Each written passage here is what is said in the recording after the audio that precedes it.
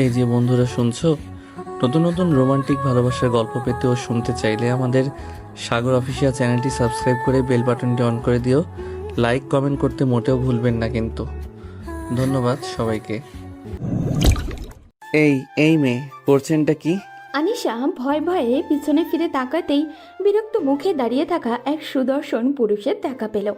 পুরুষ বলে ভুল হয়ে যায়, কারণ সামনে থাকা মানুষটা যে নিতান্তই তরুণ, চেহারায় এখনো পুরুষত্ব ভাবটা ঠিক ফুটে ওঠেনি। এখনও তাকালে কিছুটা বাচ্চা বাচ্চা ভাব পাওয়া যায়। তার বক্ষপিঞ্জর অস্বাভাবিকভাবে কেঁপে উঠল, কণ্ঠস্বর রোধ হয়ে এলো। সে সম্মোহিত হলো, মনে মনে আওড়ালো, এত সুদর্শন পুরুষকে সে আগে কখনো দেখেছে? তৎক্ষণাৎ পিছন থেকে পুনরায় সেই গম্ভীর কণ্ঠস্বর ভেসে এলো। এই মেয়ে কানে শুনতে পান না নাকি? তার ভাবভঙ্গি দেখে যে কেউই বুঝতে পারবে সে বেজায় বিরক্ত। বিরক্তিতে তার ভ্রুজোড়া কুঁচকে আছে। তার স্বাদের গাছ থেকে কেউ একজন ফুল ছিঁড়েছে, তা সেটা মোটেও পছন্দ করেনি। আনিশা মনে মনে ভেঙচি কাটলো, কি এমন অপরাধ করেছে সে? সামান্য একটা ফুলই তো, এত রাগারাগি করার কি কারণ? তবে মুখে কিছু বলল না। একটা ফুলের জন্য এত ধমক খেতে হবে জানলে সে কখনোই ছিড়ত না। তবুও কিছু না বলে নির্বাক চেহারায় এক মুহূর্ত দাঁড়িয়ে থেকে আনিশা ধীরে ধীরে পা বাড়ালো। নীরবে চলে গেল। সে পিছন ফিরে তাকানোর প্রয়োজনও অনুভব করল না। আনিশা তাসমিম এলাকার নতুন ভাড়াটিয়া। বছরখানেক আগেই বাবা মা চিরবিদায় নিয়েছে। সেই থেকে নানুর স্নেহের আঁচলে আশ্রয় তার। সদ্য ভার্সিটিতে ভর্তি হয়েছে, তবে ভার্সিটি বেশ দূরে হওয়ায় বাধ্য হয়েই একা থাকতে ঘর ভাড়া নিয়েছে। সেই দিন অন্যান্য দিনের মতনই ক্লাস শেষে ধীর পায়ে হাঁটতে হাঁটতে ফিরছিল সে। পথের ধারে হঠাৎই চোখ পড়ল এক বিশাল প্রাসাদের মতো বাড়ির সামনের বাগানে দাঁড়িয়ে থাকা এক সুন্দর কাঠগোলাপ গাছ। গাছ ভর্তি ফুল, বাতাসে দোল খাচ্ছে, সৌরভে মাতাল করে দিচ্ছে চারপাশ। আশেপাশে কেউই নেই, দারোয়ানের দেখাটুকুও নেই। তাই সিদ্ধান্ত নির্দ্বিধায় শখের বসে একটা ফুল ছিঁড়তে হাত বাড়ালো সে। কিন্তু এখানেই বাঁধল বিপত্তি। সে কল্পনাও করেনি সামান্য একটা ফুলের জন্য তাকে এমন কঠোর ধমক শুনতে হবে। শিশির আহমেদ এখনও গাছটির নিচে নিথর মূর্তির মতো দাঁড়িয়ে আছে। তার দৃষ্টিতে স্পষ্ট বিরক্ত, চুয়ালে কঠোরতা। আশরাফ আহমেদ ও আনিকা আহমেদের একমাত্র সন্তান সে। সদ্য 20 বছরে পা দিয়েছে। সুঠাম পেশিবহুল দেহে বয়ে বেড়াচ্ছে বর্ণিল ব্যক্তিত্বের ছাপ। উচ্চতায় লম্বা, চলনে বলনে আত্মবিশ্বাসের ছাপ স্পষ্ট। কিন্তু ওই যে পুরুষ মানুষ নাকি দাড়িতে গোফেই নাকি পুরুষত্ব ফুটে ওঠে, তার অবশ্য সেই দিকে দুর্বলতাই রয়ে গেছে। বয়স বা আর কতই হলো। এই এক মুহূর্ত দাঁড়িয়ে থেকে শিশির গট গট করে বাড়ির ভেতরে ঢুকে গেল।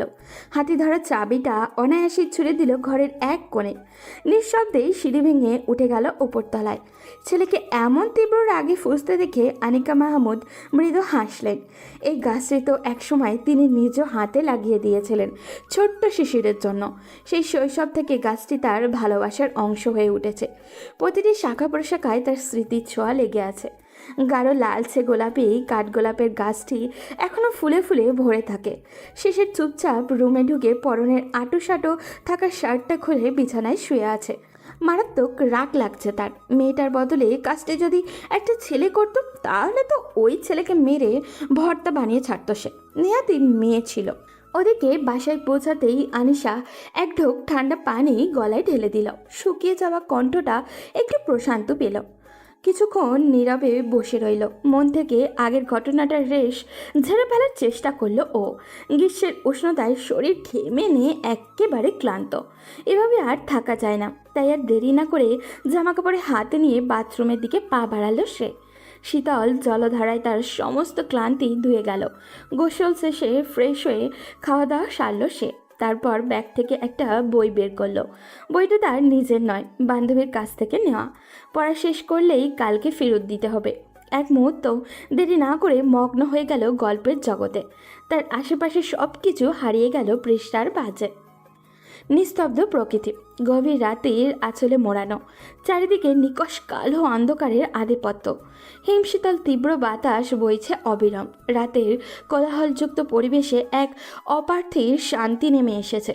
দূরে কোথাও কিছু জোনাকি পোকা ভীষণ আলো জেলে ছন্দময় সঙ্গীত রচনা করছে। শিশির ব্যালকনির এক কোণে বসে আছে, রাতের এই নীরবতা উপভোগ করছে নিঃশব্দে। তার দৃষ্টি নিবদ্ধ বাড়ির পূর্ব দিকের ছোট্ট পদ্মপুকুরের দিকে। পানিতে সদ্য ফোটা কুড়িগুলো স্নিগ্ধ জ্যোৎস্নায় আরও মোহনীয় হয়ে উঠেছে। আলো আধারের খেলায় চোখ দুটো ধীরে ধীরে বুজে আসতে লাগলো। ক্লান্তিরা ঘুমের মিষ্টি আমন্ত্রণ জানাচ্ছে। টলমলে পায়ে উঠে দাঁড়িয়ে ধীরে ধীরে কক্ষের দিকে পা বাড়ালো সে। ব্যালকনির দরজাটা খোলাই রয়ে গেল। বাইরে থেকে ধেয়ে আসা বাতাসের দমকা ঘরটিও শীতল হয়ে উঠল। শিশির নীরবে বিছানায় শুয়ে কাঁথা মুড়িয়ে দিল। চোখের পাতায় ভার বাড়তে বাড়তে একসময় ত্রন্দার অতল গভীরে তলিয়ে গেল সে। কোথায় তুই? এখনো ঘুমাচ্ছিস? কখন আসবি? ফোনের অপর প্রান্ত থেকে তাড়াহুড়ো ভরা কণ্ঠ ভেসে এলো। শিশির ঘুমকাতর গলায় সংক্ষিপ্ত উত্তর দিল, আসছে। তারপর কোনো দেরি না করে ফোন কেটে দিল। তার ঘুম কাতুরে কণ্ঠস্বর খুব আকর্ষণীয় শোনালো। সে ধীর পায়ে উঠে দাঁড়ালো। ড্রয়ার খুলে এক চটকায় কালো টি শার্ট আর জিন্স বের করে পরে নিল। এলোমেলো চুলগুলো ঘাট ছুঁই ছুঁই করছে, যা সদ্য ঘুম ভাঙার চিহ্ন এখনও বহন করে চলেছে। বাইকের চাবি হাতে তুলে নিয়ে বেরিয়ে পড়ল শিশির। বাইকের ইঞ্জিন গর্জন তুলতেই রাস্তার প্রশস্ততা তার গতির সঙ্গে হলো। বাইরে সূর্যের সোনালি আলো তখন খানিকটা নরম হয়ে এসেছে। চারপাশের প্রকৃতি মোহনীয় বিকেলের মৃদু হাওয়া মনকে প্রশান্ত করছে। সময় ধীরে ধীরে গড়িয়ে যায়। অবশেষে নির্দিষ্ট গন্তব্যে পৌঁছে যায় শিশির। পরন্ত বিকেল, সূর্য পশ্চিম আকাশে গাঢ় সোনালি আভা ছড়িয়ে ধীরে ধীরে বিদায়ের প্রস্তুতি নিচ্ছে। নরম আলোয় চারপাশে এক মোহনীয় মায়ায় আচ্ছন্ন। মৃদুমন্দ বাতাসই বইছে। তার কোমল স্পর্শে আনিশার মনটাও প্রশান্তিতে ভরে উঠল। সে ব্যালকনিতে বসেছিল। একটু আগে শেষ করা বইয়ের শেষ কয়েকটি বাক্য এখনও তার মনে গেঁথে আছে। বান্ধবীর বাসা খুব দূরে নয়, তাই আর দেরি না করে বইটা ফিরিয়ে দেওয়ার সিদ্ধান্ত নিল। তাছাড়া একা একা ঘরে বসে থাকতে ভাল লাগছিল না। আনিশা আলমারির সামনে দাঁড়িয়ে একটা কালো চুড়িদার বের করলো, সাথে মানানসই ওড়না। গায়ের উজ্জ্বল ফর্সা রঙের সঙ্গে পোশাকটি বেশ চমৎকার মানিয়ে গেছে। আয়নার সামনে দাঁড়িয়ে একটু সাজলে মন্দ হয় না ভেবে চোখে হালকা কাজলের টান দিল। ঠোঁট ছোঁয়ালো সামান্য লিপস্টিক। দীর্ঘ ঢেউ খেলানো চুলগুলো বাঁধন ছাড়া। বিকেলের আলোয় ছোঁয়ায় সেগুলো আরও ঝলমলে দেখাচ্ছে। সাজসজ্জা সম্পূর্ণ হলে একবার নিজেকে আয়নায় দেখে নিল ও। আজ যেন একটু বেশি প্রাণবন্ত লাগছে তাকে। একটি প্রশান্ত শ্বাস নিয়ে সে বেরিয়ে পড়ল। উদ্দেশ্য বান্ধবী রিয়ার বাসা। এই যে মহারানী, এতক্ষণে আসার সময় হলো আপনার? চলুন এখানে বসুন। তা বলো, বইটা কেমন লাগলো? বেশ ভালো লেগেছে, সত্যি বলতে দারুণ। তারপর দুজন নানান বিষয়ে টুকটাক গল্পে মেতে উঠল। কথার ফাঁকে ফাঁকে কখনো হেসে কুটিকুটি হয়ে যাচ্ছে, কখনো আবার ঠাট্টা মশকরা চলছে পুরো দমে। একসময় যেন উড়ে যেতে লাগলো অদৃশ্য ডানায় ভর করে। কিন্তু হঠাৎ করেই কলিং বেলের শব্দে তাদের হাসাহাসি থমকে গেল। রিয়া সঙ্গে সঙ্গেই উঠে নিচে চলে গেল দেখার জন্য কে এসেছে। কিছুক্ষণ পর রিয়া ফিরে এসে উচ্ছ্বাস ভরা কণ্ঠে বলল, তুই এখানে বস, আমি এক্ষুনি আসছি। রনি আর শিশির এসেছে, মনে হচ্ছে কোথাও যাওয়ার পরিকল্পনা আছে। তারপর একরকম গদগদ হয়েই বলল, তুই না দেখলে বিশ্বাসই করবি না। শিশির ছেলেটা কত হ্যান্ডসাম, তাকে দেখলেই মনটা ফ্রেশ হয়ে যায়। আনিশা পুরো কুচকে বলল। এতই যখন পছন্দ তাহলে তাকে বলে দিচ্ছিস না কেন?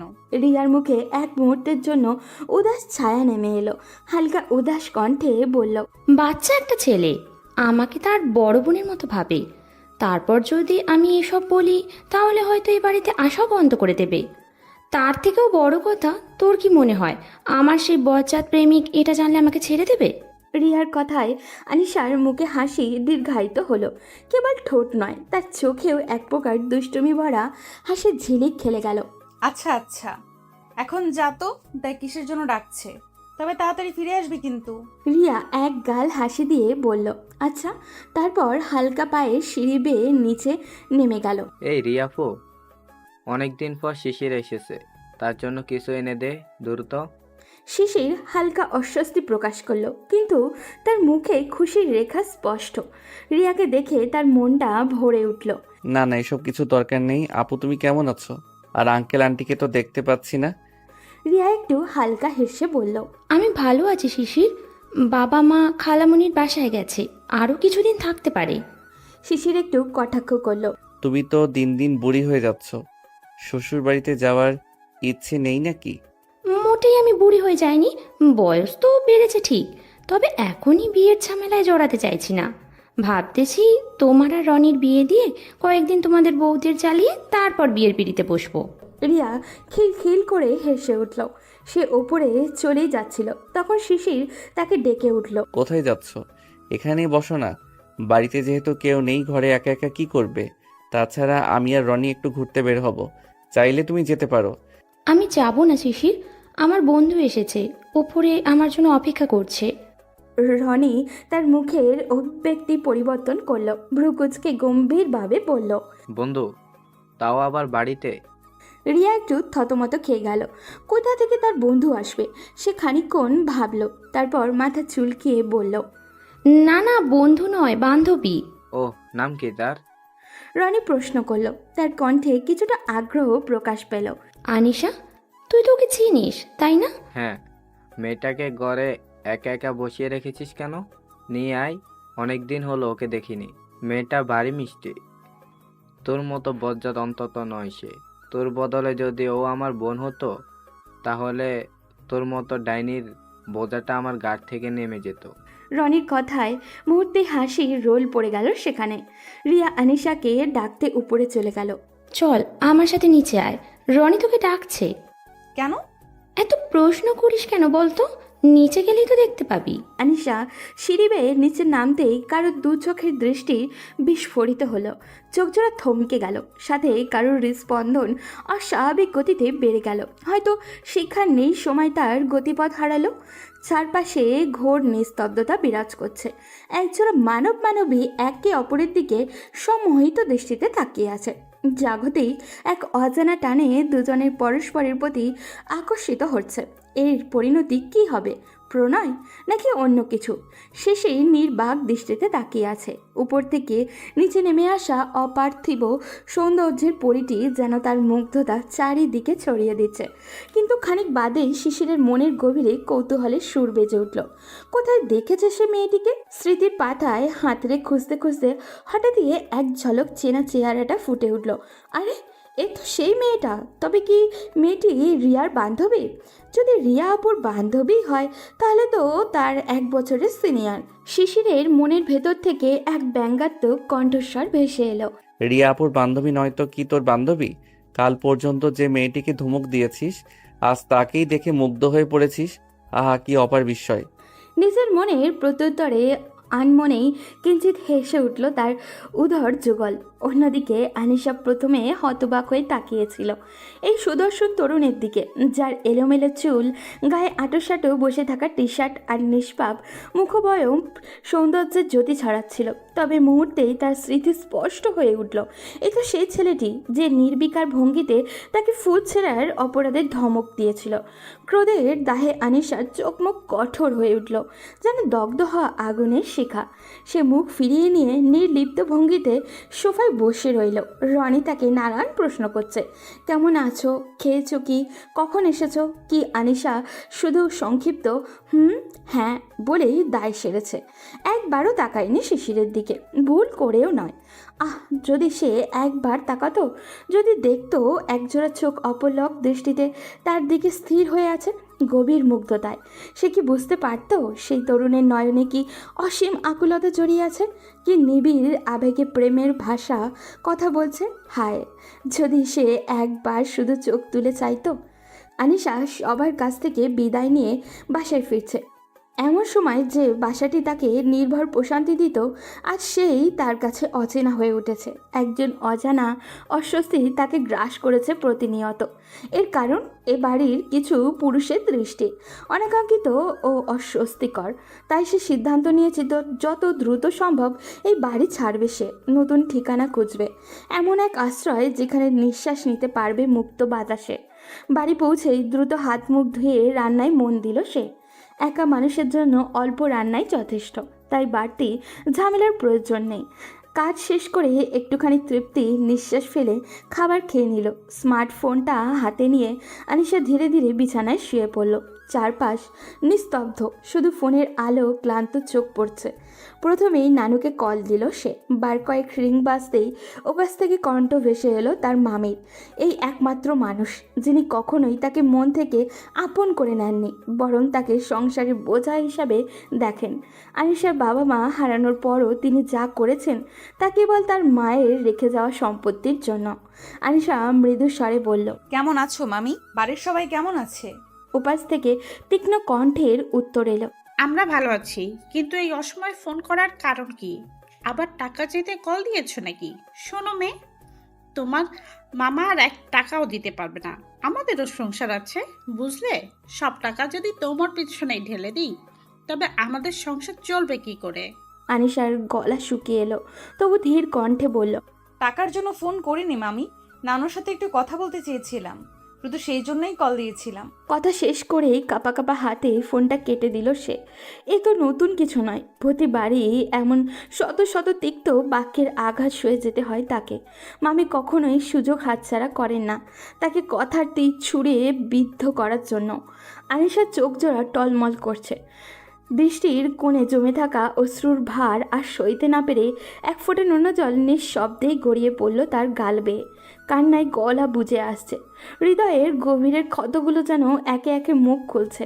বিছানায় শুয়ে পড়ল সে, শূন্যতার চাদরে নিজেকে মুড়িয়ে নিতে চাইল, কিন্তু অতীত তাকে ছেড়ে দিল না। যন্ত্রণার স্মৃতিগুলো একের পর এক ধেয়ে আসতে লাগলো তার মনে, পাথরের মতো ভারী হয়ে চেপে বসলো বুকে। কতটা নিদারুণ, কতটা পীড়াদায়ক সেই স্মৃতি।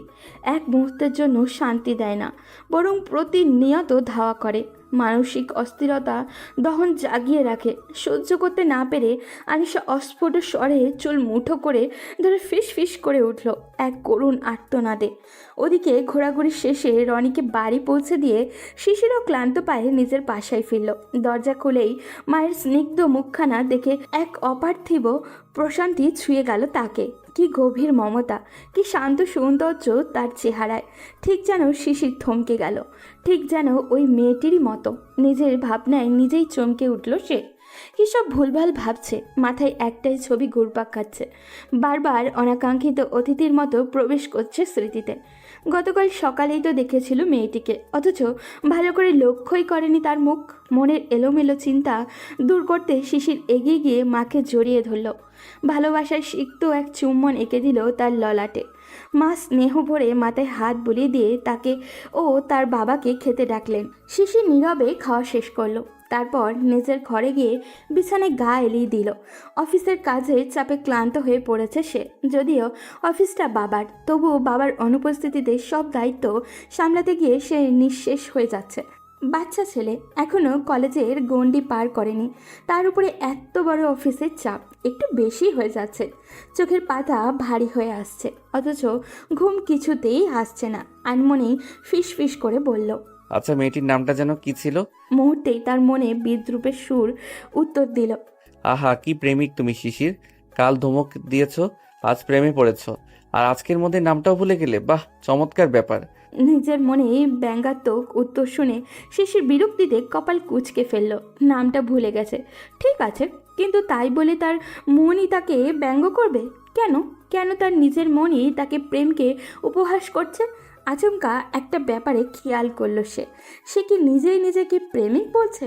এই ভাবনাতেই দম বন্ধ হয়ে আসার মতো অনুভূতি হলো তার। সে কি আসলেই প্রেমে পড়েছে? না, অসম্ভব।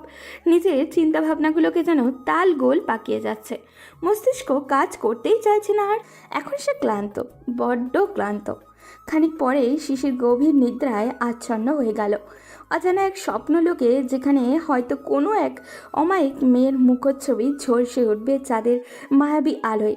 পশ্চিমের আকাশে সূর্যের ক্ষীণ আলোক রশ্মি এখনও ম্লান হয়ে ঝুলে আছে, যেন বিদায় নেবার আগে শেষবারের মতো পৃথিবীকে ছুঁয়ে দেখতে চায়। রাতের তন্দ্রাচ্ছন্নতা খানিকটা আগেই কেটে গেছে। চারপাশে ভরে পাখিদের কিচিরমিচির শব্দ এক নতুন দিনের বার্তা বহন করে আনছে। আনিশা ধীরে ধীরে ঘুমের ঘোর কাটিয়ে উঠে বসে, আড়মোড়া ভেঙে পা নামায় মেঝেতে। আজ বেশ দেরি হয়ে গেল তার উঠতে। সময় নষ্ট না করে দ্রুত হাত মুখ ধুয়ে রান্নার আয়োজনে মন দিল। চুলায় হাঁড়ি বসিয়ে দাঁড়াতেই স্মৃতির দরজা খুলে গেল।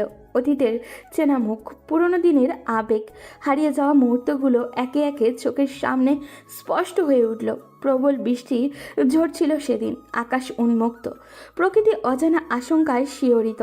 সেই দিনটায় এক অঝোর বর্ষণের সকালে বাবা মা তাকে নানুর বাসায় রেখে জরুরি কাজে বের হয়েছিলেন। যাওয়ার আগে মা স্নেহমাখা হাতে তার কপালে এক ছোট্ট চুম্বন এঁকে দিয়ে বলেছিল, আমি তাড়াতাড়ি ফিরে আসব। কিন্তু সে অপেক্ষা আজও ফুরায়নি। মাকে সে আর জীবিত দেখতে পায়নি। সেই দিনের ঝড় বৃষ্টির প্রকৃতির এক ভয়ঙ্কর রূপ নিয়ে নেমে এসেছিল পৃথিবীর বুকে। বাতাসের তাণ্ডবে চারপাশে সব কিছু যেন ধোঁয়াশায় ঢেকে গিয়েছিল। ঠিক তখনই সামনে থেকে আসা এক দানবের মতো বিশাল ট্রাক আর ভালোবাসার দুইটি মানুষকে চিরতরে ছিনিয়ে নিয়ে গেল। বৃদ্ধ নানুর আর্তনাদ সেদিন মিশে গিয়েছিল ঝড়ের গর্জনের সাথে, আর আনিশার ছোট্ট হৃদয়ে জন্ম নিয়েছিল এক গভীর শূন্যতা, এক অন্তহীন বেদনার গল্প। অতীতের স্মৃতিতে ডুবে যেতে যেতে আনিশার চোখ জোড়া থেকে গড়িয়ে পড়ল দুফোঁটা অশ্রু। দ্রুত হাত দিয়ে চোখ মুছে ফেলল সে, যেন সেই অশ্রু আর কোনোভাবেই তার সামনে না আসে। খাওয়া দাওয়া শেষ করে সে বাড়ি থেকে বেরিয়ে গেল ভার্সিটির দিকে। আজই সে রিয়াকে নিয়ে নতুন বাসার খোঁজ করবে। এই বাড়িতে আর এক মুহূর্ত থাকাটা তার জন্য অসম্ভব হয়ে উঠেছে। কাল মাঝরাতে এই বাড়ির ছেলে দুটি আবারও তার দরজায় কড়া নেড়েছিল, কোনো এক অজ্ঞাত উদ্দেশ্যে। সে কি ভয়াবহ আতঙ্কে ছিল, তার বর্ণনা ভাষায় প্রকাশ করা কঠিন। বিছানায় গুটিসুটি মেরে ভয় আর উদ্বেগে সমস্ত রাত কাটিয়ে দিয়েছিল। শিশির একটু আগেই ঘুম থেকে উঠেছে, দেহটা নিয়ে এখনো বিছানায় নিস্তেজভাবে বসে আছে সে। চোখের পাতা ভারী, মনে হচ্ছে এক মনোহর নিদ্রার মধ্যে ঘুরপাক খাচ্ছে, কিংবা কোনো এক গুরুত্বপূর্ণ মন্ত্রের উচ্চারণে মগ্ন। তখনই হঠাৎ করেই তার পিঠে সশব্দে একটা কড়া আঘাত পড়ল। তার ঘুম এক মুহূর্তেই ছুটে গেল। চোখ দুটো মুহূর্তে চওড়া হয়ে উঠল। পেছনে ফিরে দেখতেই সে দেখতে পেল পিঠে আঘাত করা ব্যক্তিটি তার আম্মা চান। মায়ের মুখের সেই পরিচিত তীক্ষ্ণ তিরস্কারের ছায়া। সে বরাবরই একটু ঘুম কাতুরে। ঘুম থেকে উঠে আধা ঘন্টা বিছানায় বসে ঝিমায় সে। এটাই তার একমাত্র দুর্বলতা, তার অনবদ্য অভ্যাস। আর সেই অভ্যাসই আজকাল মা আর একটু সহ্য করতে পারে না। তিনি ছেলের এই অভ্যাস নিয়ে একেবারে অখুশি। শিশির তার মায়ের দিকে অসহায় দৃষ্টিতে তাকিয়ে আছে, কিছু বলতে চাচ্ছে কিন্তু ভাষা খুঁজে পাচ্ছে না। তার মা প্রতিদিনই এই কাজটা করে তার ঘুম ভাঙানোর জন্য। প্রতিদিন তুমি আমার সাথে এমন করো, একটু ঘুমাতে দাও না? তোমারই তো ছেলে, একটু ঘুমাতে দিলে কি হয়? তার মা এক মুহূর্ত দেরি না করে উত্তর দিলেন, আমি তোমাকে ঘুমাতে দেই না বলি? কয়টা বাজে সেই খেয়াল আছে কি তোমার? থাকবেই বা কিভাবে? সাহেব তো মাত্র ঘুম থেকে উঠলেন। শিশির অবাক হয়ে এক মুহূর্তের জন্য নিশ্চুপ হয়ে গেল। তারপর আলাভোলা মুখে প্রশ্ন করল, কয়টা বাজে মা? তার মা একটা হালকা হাসি দিয়ে উত্তর দিলেন, 12:30 বাজে। সকাল গড়িয়ে দুপুর পর্যন্ত ঘুমাচ্ছিলে তুমি, এখন তাড়াতাড়ি বিছানা ছেড়ে নেমে পড়ো। যখন দেখো তখনই সাহেব ঘুমে ডলতে ডলতে বিছানায় বসে মন্ত্র জপ করছেন। তাড়াতাড়ি ফ্রেশ হয়ে নিচে আসো, খেয়ে নাও। শিশির আলসেমি ঝেড়ে ফেলে একগাল হাই তুলতে তুলতে হাত পা ছড়িয়ে আড়মোড়া ভাঙল। তারপর ধীর পায়ে বাথরুমের দিকে এগোলো। গা থেকে অবসতা সরিয়ে হাত মুখ ধুয়ে নিল সতেজ হওয়ার জন্য। তার রুমটা উপরের তলায়, তাই নিচে নামতে হলে দীর্ঘ সিঁড়ি পেরোতে হয়। ধীর পায়ে নেমেই ডাইনিং টেবিলের দিকে এগিয়ে যেতেই তার চোখ পড়ল মা সেখানে চুপচাপ বসে আছেন, প্রতিদিনের মতোই এখনও না খেয়ে অপেক্ষা করছেন তার জন্য। এই দৃশ্য শিশিরের কাছে নতুন নয়, জানে তার মা এমনই, ছেলেকে না খাইয়ে কখনোই মুখে খাবার তুলবে না। শিশির চুপচাপ টেবিলে বসে খেতে শুরু করলো। ওদিকে আনিকা মাহমুদ বারবারই ছেলের মুখের দিকে তাকাচ্ছেন। গুরু জোনার বলেন, মায়েরা যদি সন্তানের দিকে বেশি তাকান তবে নাকি সন্তানের নজর লেগে যায়, কিন্তু তিনি এসব ভাবছেন না। তার চিন্তা অন্য কিছু নিয়ে। ছেলে তার দেখতে ভীষণই আকর্ষণীয়, একদম সুদর্শন সুপুরুষ যাকে বলে। বর্তমানে যা দিনকাল, যদি কোনোভাবে খারাপ কিছুতে জড়িয়ে পড়ে তাহলে কি হবে? মোটামুটি ছেলে তার বিয়ের বয়সে পা রেখেছে, তার নিজের শরীরও তো সবসময় ভালো থাকে না। ছেলের জন্য যদি সত্যি ভালো একটা মেয়ে পাওয়া যায় তবে খুব শীঘ্রই তিনি শিশিরের বিয়ের ব্যবস্থা করবেন। না, তার এই যুগের ছেলে মেয়েদের প্রতি বিন্দু মাত্র বিশ্বাস নেই। ওদিকে ক্লাস শেষে ভার্সিটির মাঠে বসে রিয়া আর আনিশা নতুন বাসার প্রসঙ্গে গভীর আলোচনা করছে। অনেক খোঁজাখুঁজি করেও তারা এখনও তেমন ভালো কোনো বাসা খুঁজে পায়নি, অথচ তার ভার্সিটির কাছেই থাকা দরকার। রিয়া চিন্তিত ভঙ্গিতে বসে আছে। সে আগেও আনিশাকে তাদের বাড়িতে থাকতে বলেছিল, কিন্তু আনিশা রাজি হয়নি। এবার কি সে শিশিরদের বাড়ির কথা বলবে? আনিশা কি রাজি হবে? কেনই বা হবে না? শিশিরদের বাড়িটা বেশ বড় আর দোতলায়, তারা ব্যবহার করলেও তৃতীয় তলা তারা ভাড়া দিচ্ছে। দ্বিধা সরিয়ে শেষমেশে রিয়া বলেই ফেলল, তুই চাইলে শিশিরদের বাসাটা দেখতে পারিস, ওনারা 3 তলার ঘরটা ভাড়া দেবেন। তুই যদি রাজি থাকিস আমি রনিকে বলবো শিশিরের সাথে কথা বলতে। রিয়ার কথা শুনে আনিশার মুখটা কালো হয়ে গেল। শিশির মানে সেই ছেলেটা যে তাকে বিনা কারণে বকাবকি করেছিল। তার ভেতরে বিরক্তি মাথা চাড়া দিয়ে উঠল, কিন্তু বাস্তবতা তাকে থামিয়ে দিল। ভালো বাড়ি তো এখনও পাওয়া যায়নি, তাহলে আরেকবার ভেবে দেখাই ভালো। সে ছেলেটা আবারও তাকে কথা শোনাবে বলে মনে হয় না। হয়তো এতটা রাগী সে নয়, হয়তো সেদিন একটু ভুল বোঝাবুঝি হয়েছিল। আনিশা দীর্ঘশ্বাস ফেলে চুপচাপ মাথা নাড়ালো। ঠিক আছে, বাসাটা একবার দেখে নেব। শিশির খাওয়া দাওয়া শেষ করে বাইক নিয়ে বেরিয়ে পড়ল। ঘরে বসে আর ভালো লাগছিল না। অফিসেও আজ তেমন কোনো কাজ নেই, কলেজেও এখন ছুটি চলছে। একঘেয়েমি কাটাতে শহরের রাস্তায় একটু ঘুরে আসেই ভালো। পথের মাঝে হঠাৎই চোখে পড়ল একটা ক্লান্ত অবসন্ন মুখ। আনিশা। রনির কাছ থেকেই সে জেনেছে মেয়েটির নাম। রাস্তার ধারে ধীর পায়ে হাঁটছে সে। ক্লান্তি তার শরীরকে গ্রাস করেছে। শিশির বাইক থামালো, কিন্তু মেয়েটি তাকিয়েও দেখল না। এমন ভান করলো যেন আশেপাশের কেউ তার দৃষ্টি কাটতেই পারেনি। শিশির একটু হাসলো, তারপর পেছন থেকে ডেকে উঠল, এই আপু এদিকে আসুন। আনিশা থমকে দাঁড়ালো, কিছুটা দ্বিধা নিয়ে মনে মনে ভাবলো ছেলেটা আবার কেন ডাকছে। কিছুক্ষণ ভাবার পর ধীর পায়ে এগিয়ে গেল সে। শিশির সরাসরি তার চোখের দিকে তাকিয়ে বলল, আমি সেদিন যা করেছি তার জন্য সত্যিই লজ্জিত। একটু বেশি রিয়্যাক্ট করে ফেলেছিলাম, দুঃখিত। আপনি কিছু মনে করবেন না প্লিজ। আনিশা একটু বিস্মিত হলো, তবে দ্রুতই স্বাভাবিক হয়ে হাসি মুখে বলল, না না, আমি কিছু মনে করিনি ভাইয়া। এক মুহূর্ত, শুধু একটুখানি মুহূর্ত, শিশিরের মনে হলো কে যেন তার বুকে নির্দয়ভাবে ছুরি বসিয়ে দিল। তার মন তখনই ব্যঙ্গ করে বলে উঠল, দেখলি দেখলি তো, মেয়েটা তোকে একেবারে ভাই বানিয়ে দিল। আহারে, এ জীবনে আর প্রেম করা হলো না তোর। ছি ছি, লজ্জায় তো এখন এক গ্লাস পানিতে ডুবে মরাই উচিত। শিশিরকে এমন চিন্তায় ব্যস্ত হতে দেখে আনিশা হেঁটে সামনে যেতে লাগলো। তখন শিশির পিছন থেকে ডেকে বলল, এই আনিশা আপু, তোমাকে বেশ ক্লান্ত দেখাচ্ছে। যদি তুমি কিছু মনে না করো তাহলে আমি তোমাকে পৌঁছে দিয়ে আসতে পারি। শিশির কথাটা এমনভাবে বলল যে আনিশা না বলার ফুসরত পেল না। অগত্যা আচ্ছা বলে বাইকে উঠে বসল, যদিও সে ইতস্তত বোধ করছিল। নিজের ভারসাম্য ঠিক রাখার জন্য শিশির কাঁধে আলতোভাবে হাত রাখলো। এতে শিশিরের মুখে এক চিলতে হাসি ফুটে উঠল। আনিশা মনে মনে একটু হাসলো। ছেলেটা একটু আগেও তাকে আপনি করে বলছে, হঠাৎ তুমিতে নেমে আসলো কেন?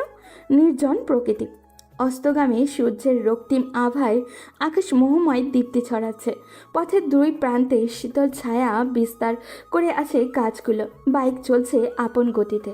শিশির মনে হতে লাগলো যদি সময়টা এখানেই থমকে যেত, যদি এই রাস্তাটা ক্রমেই দীর্ঘ হতো, শুধু সে আর আনিশা, তার আনিশা। মনে মনে ভাবল সে, কিন্তু কোনো উত্তর খুঁজে পেল না। নিষ্ঠুর সময় শিশিরের অপেক্ষার একটুই থমকালো না, অবিচল প্রবাহে বয়ে গেল তার মতো করে। খুব দ্রুতই কাঙ্ক্ষিত মুহূর্ত ফুরিয়ে এলো, আর তারা পৌঁছে গেল আনিশার বাড়ির কাছে। আনিশা ভেতরে না যাওয়া পর্যন্ত শিশির বাইরেই দাঁড়িয়ে রইল। আনিশাকে নিরাপদে পৌঁছে দিয়ে সে বাড়ির উদ্দেশ্যে রওনা হলো। শত শত অজানা অপ্রকাশিত ভাবনা তার মনে দোল খেতে লাগলো। কিছু প্রশ্ন, কিছু সংশয়, আর কিছু অনুভূতি যার নাম এখনও জানা হয়নি। সে ভাবছে কবে জানবে আনিশাকে তার মনের কথা। আচ্ছা, আনিশা কি রাজি হবে, নাকি নীরব দৃষ্টিতে ছোট ভাই বলে তাকে প্রত্যাখ্যান করবে? যদি সত্যিই তা করে, তবে সে কে নিজেকে বিলিয়ে দেবে হতাশার এই অতল গহ্বরে? দেবদাস হয়ে যাবে কি? না, তা কখনোই নয়। চিন্তার অগোচরে ডুবে থাকা শিশির খেয়ালই করেনি সামনে থেকে ধেয়ে আসছে বিশাল গাড়িটি। মুহূর্তেরই বিভ্রম, তারপরেই প্রচণ্ড শব্দে বাইকটি সেই দ্রুত আসা গাড়িটির সঙ্গে সংঘর্ষে লিপ্ত হলো। চোখের সামনেই ধূলিসাৎ হয়ে গেল সব। রাস্তার বুকে নিথরে পড়ে রইল শিশিরের রক্তাক্ত দেহ। মৃত্যু যন্ত্রণা তাকে নিঃশব্দ করে দিচ্ছে। মাথা থেকে অনবরত গড়িয়ে পড়ছে উষ্ণ রক্ত। লাল স্রোতে ঢেকে যাচ্ছে পথের ধূসর চতুর্দিক। তার দৃষ্টি ঝাপসা হয়ে আসছে। সমস্ত শব্দ ক্রমে স্তম্ভিত হয়ে যাচ্ছে কানে। জগতের কোলাহল মিলিয়ে যাচ্ছে নিঃসীম নীরবতায়। শিশিরে অসহনীয় যন্ত্রণা, শরীরে অসহনীয় যন্ত্রণা। তার ঠোঁট কাঁপছে, অস্পষ্ট আর্তনাদ বেরিয়ে আসছে, অথচ কথাগুলো স্পষ্ট হয়ে ফোটার আগেই হারিয়ে যাচ্ছে শূন্যে। মায়ের মুখ মনে পড়ছে খুবই, একদম স্পষ্ট। তার দৃষ্টি শেষ আলোটুকু মিলিয়ে যাচ্ছে ধীরে ধীরে। চারপাশে সমস্ত কোলাহল মুহূর্তে স্তব্ধ। কিছু বোঝার আগেই পথচারীরা ছুটে আসে আহত শিশিরের নিতর দেহের পাশে, যেখানে জীবন আর মৃত্যুর মাঝে ব্যবধান কেবল একটা নিঃশ্বাসের। ওদিকে আনিশা বাড়িতে পৌঁছেই গোসল করে খাওয়া দাওয়া শেষে মাত্রই বিছানায় বসেছে। ছেলেটাকে যেমন রকচটা ভেবেছিল সে, ছেলেটা ঠিক তেমন নয়। যথেষ্ট ভালো ছেলে সে। অন্য কেউ যদি ওকে বাইকে ওঠার কথা বলতো তাহলে সে কখনোই উঠতো না, কিন্তু শিশির তাকে সাহায্য করতে চাইছিল ভেবে তার ভালো লাগছে। তার ভাবনার মাঝেই তার ফোনটা কর্কশ শব্দে বেজে উঠল। রিয়া কল করেছে।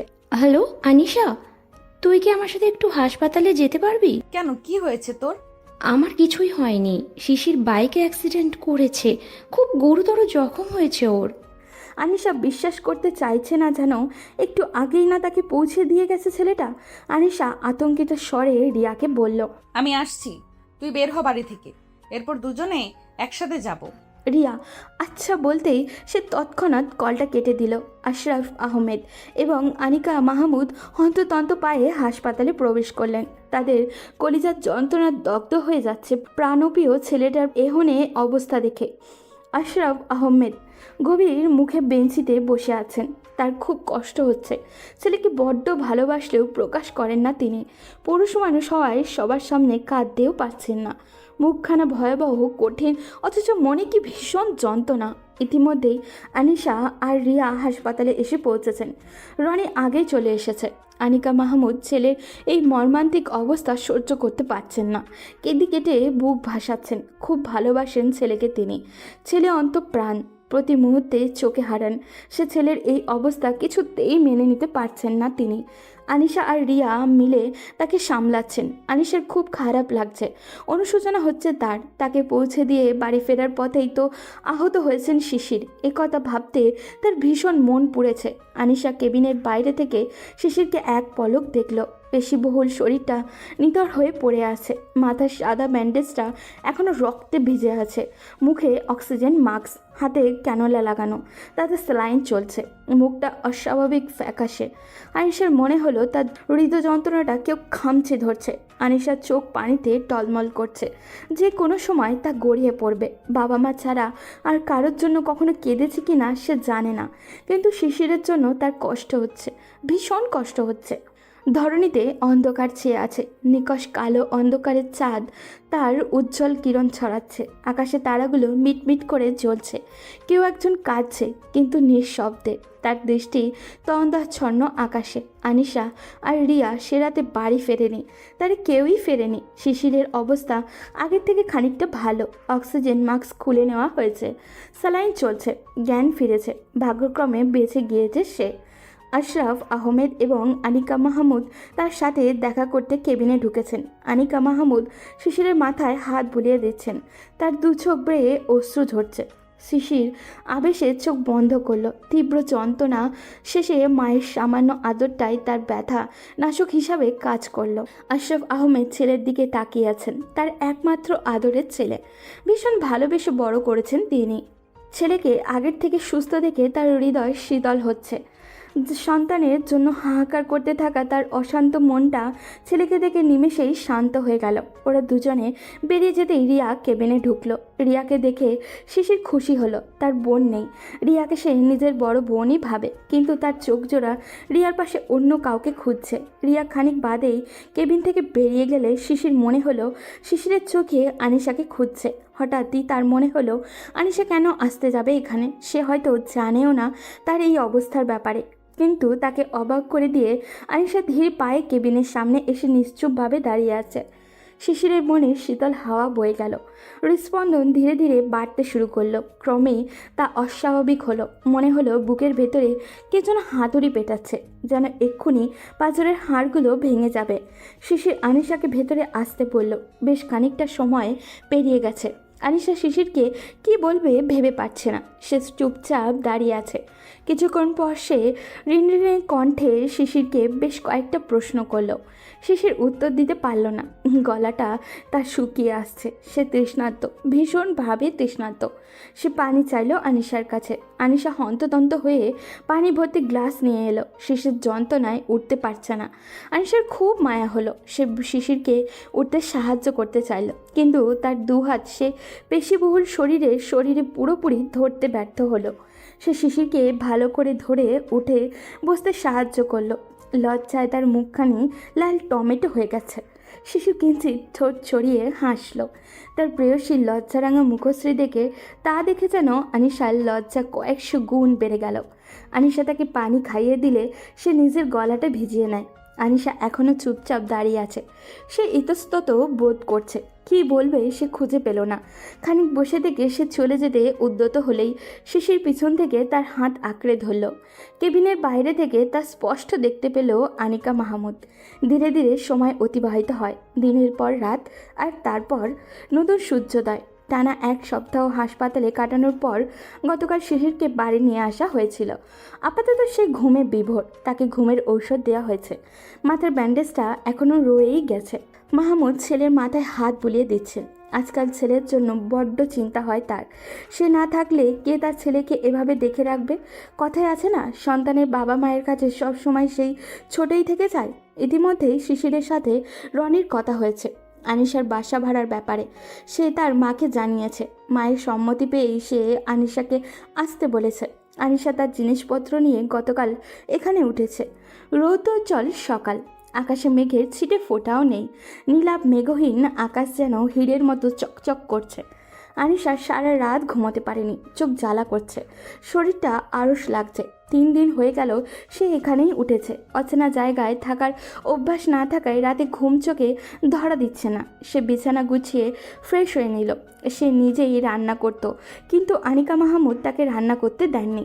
তিনি আনিশাকে নিজের বাড়ি ভেবেই এখানে থাকতে বলেছেন। আনিশার এখানে খুব ভালো লাগছে। সে মায়ের মতো একজন মানুষ পেয়েছে, যে কিনা একটু পরপর তাকে কোনো সমস্যা হচ্ছে কিনা তা জেনে যায়। আশরাফ আহমেদও আনিশাকে স্নেহ করেন। তিনি কালকে আনিশার সাথে খোশ গল্পে মেতেছিলেন। আশরাফ আহমেদ খুব নরম মনের মানুষ, কিন্তু তিনি তা কাউকে বুঝতে দেন না। সবাই এখানে তাকে ভালোবাসে। এমন ভালোবাসার একটা পরিবারই তো সে চেয়েছিল, কিন্তু সে তো এখানে সারা জীবন থাকতে পারবে না। এই ভালোবাসাগুলো পাবেও না। ঘুম থেকে উঠে সে হয়তো আর ফুল ভর্তি কাঠগোলাপ গাছটাও দেখতে পাবে না। এসব ভাবতে তার মন খারাপ হয়ে গেল। সে সিঁড়ি বেয়ে নিচে নেমে এলো। আনিকা মাহমুদ তাকে খেতে ইশারা করলেন, কিন্তু তার খেতে মন চাইছিল না। সে ভাত নাড়াচাড়া করতে লাগলো। বিষয়টা আশরাফ আহমেদ লক্ষ্য করলেন। তিনি স্ত্রীকে ইশারা করলেন। আনিকা মাহমুদ চিন্তিত স্বরে আনিশাকে বললেন, খাচ্ছ না কেন মা? খাবার ভালো হয়নি, অন্য কিছু করে দেব? না না আন্টি, খাবার খুব মজা হয়েছে। আপনাকে এ নিয়ে এত চিন্তা করতে হবে না। আনিশা ভাবলো মানুষগুলো তাকে নিয়ে কত ভাবে। এমন ভালোবাসা সে কি আর কখনো পাবে? তার ভাবনার মাঝেই আনিকা মাহমুদ বললেন, তাহলে কেন খাচ্ছ না তুমি? আনিশা বেখেয়ালে বলতে থাকলো। সে কি বলছে সে জানে না। আমি তো এখানে সারা জীবন থাকতে পারবো না আন্টি। আপনাদের খুব মিস করব, খুব। এটাই ভাবছিলাম আমি। আনিশা মাহমুদ কিছু একটা ভাবলেন। পরক্ষণে তিনি হেসে উঠলেন। তিনি খানিক জোর করেই নিজের হাতে আনিশাকে খাইয়ে দিলেন। তার একটা কন্যা সন্তানের খুব শখ ছিল। তার যদি একটা মেয়ে থাকতো তাহলে হয়তো তিনি তাকে এভাবেই আহ্লাদ করে খাইয়ে দিতেন। বরাবরের মতোই আজও শিশির দেরি করেই উঠল। অভ্যাস অনুযায়ী এখনও বিছানায় বসেই আছে, কিন্তু মায়ের ঘুষিটা আজকে আর পিঠে পড়েনি। সে আনমনে কিঞ্চিত হাসল। সে পুরোপুরি না হলেও এখনও বেশ সুস্থ। আজ আর নিচে যেতে হয়নি তাকে। তার মা তার খাবার উপরেই দিয়ে গেছেন। সে জামা কাপড় পরে রেডি হয়ে নিল।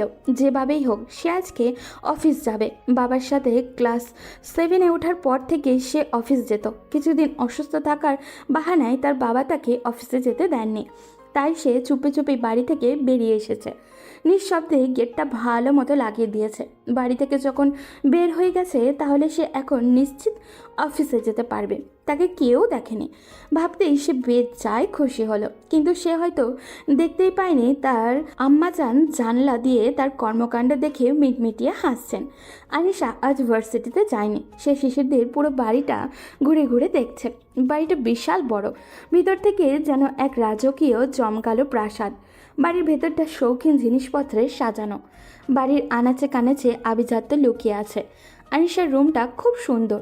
দেওয়ালের অফ হোয়াইট রং আর ভিন্টেজ কারুকাজ খচিত আসবাবপত্রগুলো পরন্ত বিকেলের আলোতে এক মোহনীয় পরিবেশের সৃষ্টি করছে।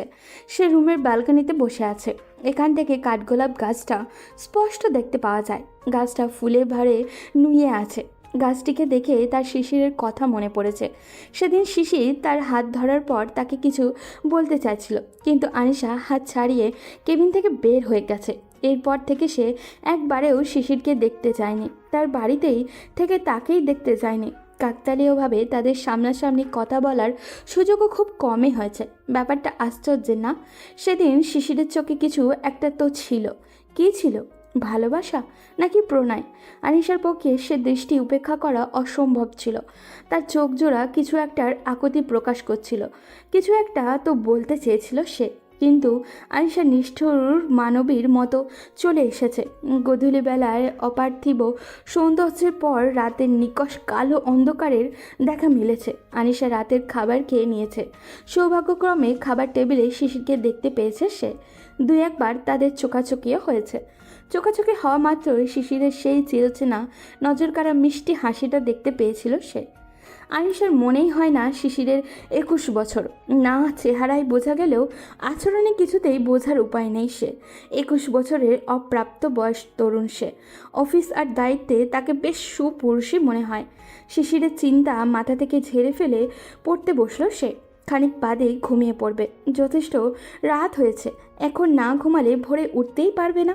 অন্ধকারের ঘোর অমানিশা শেষে এক আনন্দ সুন্দর প্রভাতের দেখা মিলেছে, যা এখনও পুরোপুরি বিস্তার লাভ করতে পারেনি ধরণীতে। এখনও আবছা অন্ধকার বিদ্যমান। শিশিরের ঘুম ভেঙেছে একদম সকালে। তার নিজেকে কেমন যেন ফুরফুরে লাগছে। সে ব্যালকনিতে গিয়ে বসেছে। তার দৃষ্টি নিবদ্ধ হলো পদ্মপুকুরের টলমলে জলে। পার্সিয়ান জুঁয়ের তীব্র সুগন্ধ ভেসে আসছে। চারিদিক বিভিন্ন ফুলের সৌরভ নিলিবিলি প্রকৃত, যে কারোর মন নিমেষেই ভালো করে দেওয়ার মতো পরিবেশ। শিশির খানিক বাদে সিঁড়ি বেয়ে নিচে চলে গেল। নিচে নামতেই সে অভূতপূর্ব ঘটনার সম্মুখীন হলো। তার আম্মাজান তার প্রেয়সীকে নিজের হাতে খাইয়ে দিচ্ছেন। মুহূর্তের সে তৎক্ষণিকই ক্যামেরায় বন্দি করতে চাইল। এমন মুহূর্ত আরও দু একবার দেখতে পাবে কিনা তার জানা নেই। তার দুজন ভালোবাসার মানুষ একসঙ্গে বসে আছে। আনিকা মাহমুদ তাকে কৌশলের কাছে ডেকে আনিশার পাশেই বসিয়ে দিলেন। আনিশা আর চোখে শিশিরকে দেখছে। পুনরায় শিশিরের দিকে তাকাতে তার চোখাচোখি হয়ে গেল। সে কি চাহনি? আনিশার হৃদয় কম্পিত হলো। তার গলা শুকিয়ে এলো। সে তড়িঘড়ি করে পানি খেতে লাগলো। পানি খাওয়ার সময় শিশির তার দিকেই তাকিয়ে তার বিষম উঠে গেল। শিশিরের হাসি পেল, প্রচণ্ড হাসি পেল। আনিকা মাহমুদ তাকে চোখ রাঙালে সে চুপ হয়ে যায়। আনিকা মাহমুদ দুজনকেই খাইয়ে দিচ্ছেন। খাওয়া শেষে আনিশা নিজের রুমে এবং শিশির বাড়ির সামনের দিকটায় হাঁটাহাঁটি করছে। শিশিরের পদ্ম পুকুরের কৃত্রিম উপায়ে তৈরি। শিশির নিজেই বাগানের একপাশে মাটি খুঁড়ে তাতে সিমেন্টের আস্তরণ দিয়েছে। পুকুরে ছোট্ট দুটো অনিন্দ সুন্দর পদ্ম ফুটে আছে, যে ফুলগুলোর দিকে বেশ কিছুক্ষণ ধরে নিষ্পলক দৃষ্টিতে তাকিয়ে আছে। আনিশা ব্যালকনিতে দাঁড়িয়ে থেকে তাকে লক্ষ্য করছে। তার ইচ্ছে করছে শিশিরের ঘন কালো চুলগুলোতে হাত দিয়ে এলোমেলো করে দিতে, তার সাথে পদ্মপুকুরের পাশে বসে এই সুন্দর মুহূর্ত উপভোগ করতে। কেন হচ্ছে এমন? সে কি নিচে দাঁড়ানো পুরুষটির প্রেমে পড়েছে? কিন্তু কখন? সে উত্তর খুঁজে পেল না, হয়তো খুঁজতেও চাইলেও না। আনিশা আজ ভার্সিটিতে গিয়েছে। সে আজ দ্রুত ফিরবে, কারণ আকাশে প্রচণ্ড বেগে বিদ্যুৎ চমকাচ্ছে। ঘন কালো মেঘে ছেয়ে আছে ধরণী, যেন আকাশ জুড়ে মেঘগুলো ছুটোছুটি করছে। যে কোনো সময় ধরণীতে বাড়িধারা আছড়ে পড়বে। চারিদিক অন্ধকার হয়ে আসছে। আনিশা বাড়ি ফিরে এসেছে। আস্তে আস্তে প্রায় ভিজেই গেছে। সে জামা কাপড় পাল্টে নিচে নামতেই দেখতে পেল আনিকা মাহমুদ তার রুমে ঘুমাচ্ছেন। তিনি আনিশার খাবার টেবিলে ঢাকা দিয়েই রেখে ঘুমাতে গেছেন। আনিশার মুখে স্মিত হাসির রেখা ফুটে উঠল। মানুষটা নিজের মেয়ের মতো আগলে রাখেন তাকে, তাই তো আনিশার জন্য ওনার কত শত চিন্তা। বৃষ্টির তীব্রতা বাড়ছে। বৃষ্টির ফোঁটাগুলো ছন্দময় শব্দধ্বনি সৃষ্টি করছে।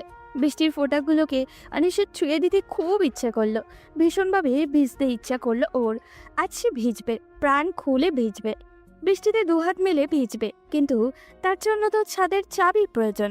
চাবিটা তো শিশিরের কাছে।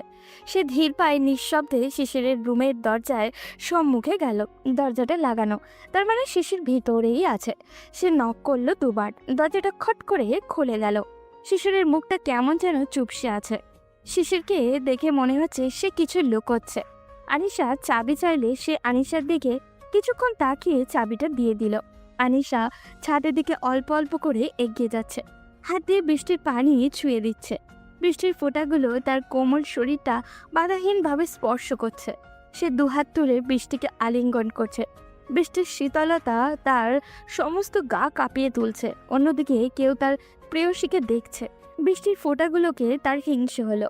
সে ভাবল যদি সে বৃষ্টির ফোঁটা হতো তাহলে আনমনি আলতে ছুঁয়ে দিত পারত তার প্রেয়সীকে। সে সিদ্ধান্ত নিল আজকে এবং এখনই সে তার মনের কথা তার প্রেয়সীকে জানাবে। সে দৌড়ে নিচে চলে গিয়ে খানিক বাদেই ফিরে আসলো।